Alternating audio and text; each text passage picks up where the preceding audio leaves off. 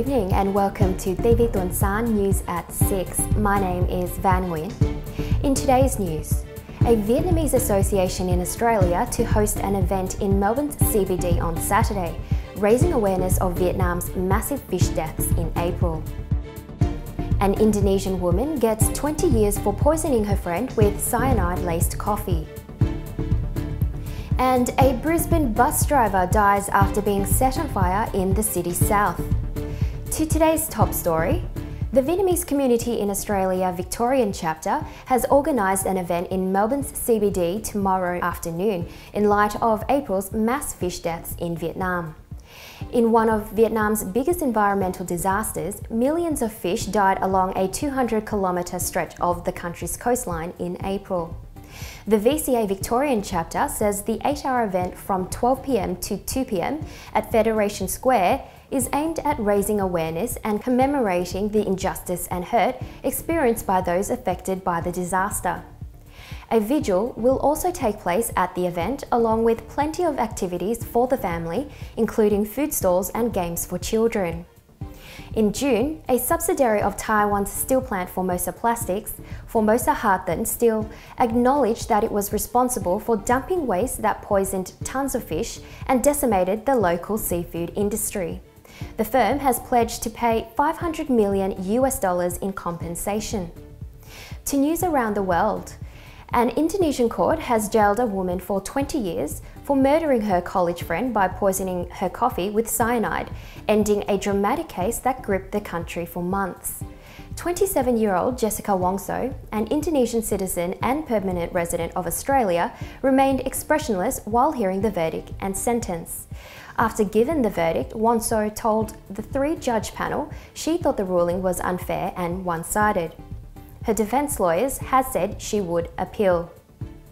Meanwhile, a plane carrying US Republican vice presidential nominee Mike Pence has skidded off the runway after landing in the rain at New York City's LaGuardia Airport.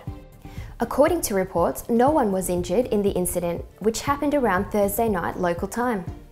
MSNBC says there were about 30 people on board the plane, including Mr. Pence's wife and daughter. Mr. Pence is expected to hit the campaign trail again Friday local time. Twitter says it's discontinuing its video sharing mobile app Vine as it moves to cut 9% of its workforce worldwide to keep costs down. The decision comes on the heels of a failed attempt to sell Twitter as it fights against stagnant user growth and mounting competition from other social media platforms. Twitter introduced Vine in January 2013 as a way for users to share short videos online. The service was popular with members of the microblogging site and spawned several so-called Vine stars, attracting millions of followers.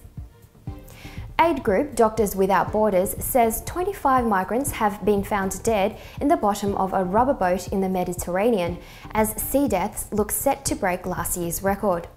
In a statement, the group said rescuers found the dead, who had apparently suffocated after inhaling fuel, in a packed boat almost 42 kilometres from the coast of Libya.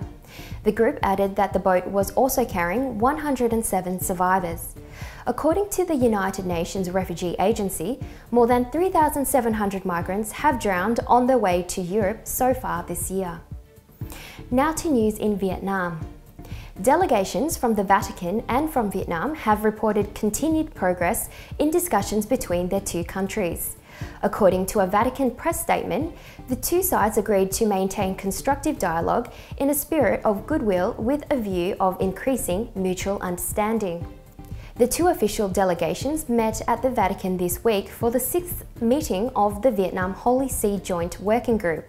The last working group meeting was in Hanoi in 2014. While the two countries do not have full diplomatic relations, Vietnam's agreement to let the Vatican name a non-resident papal representative to the country in 2011 was seen as a major step in an ongoing process to normalise relations. Meanwhile, Vietnam's Deputy Minister of Home Affairs says the association responsible for spreading false fear over fish source safety with misleading survey results is on the verge of suspension. The Vietnam Standards and Consumers Association known as Vietnamese-australian, is under scrutiny from government agencies after publishing a survey claiming that most Vietnamese fish sauce products have excessive amounts of arsenic. Though traditionally produced Vietnamese fish sauce does contain arsenic, the chemical is in its organic form, which is non-toxic. Vietnam's food safety watchdog has no set limit on the level of organic arsenic in fish sauce. State media reports Vietnamese survey on fish sauce was announced without ministry level's permission, causing public concern and violating regulations. Back to news in Australia. A Brisbane bus driver has died after a passenger allegedly doused him with a flammable liquid and set him alight in the city's southern suburb of Moorooka. The shocking incident, which occurred just after 9 a.m, comes 4 weeks after the Queensland government announced a wide-ranging review into bus driver safety. Local media reports the 29-year-old driver was a beloved Indian singer well known in the Punjabi community. Queensland Superintendent Gina told reporters the attack appears random and terrorism is not suspected. A 48-year-old man described by police as compliant was arrested at the scene and a murder investigation is underway. Australia's richest woman, Gina Rinehart, is in the box seat to buy the country's largest private land holding cattle and pastoral tracts after a rival bidder dropped out. The BBHO consortium, made up of a group of outback cattle families, said on Friday it was withdrawing its $386 million offer from Kidmans and Co., despite receiving a strong groundswell of public support. The decision follows a pledge by Rinehart a day earlier to buy the land holdings outright if her joint bid with Chinese partner Shanghai Cred, which requires approval by Australia's Foreign Investment Review Board, was rejected on national interest grounds. That's all from TiVi Tuan-san News at 6. I'm Nguyen. Thank you so much for your company and have a great weekend.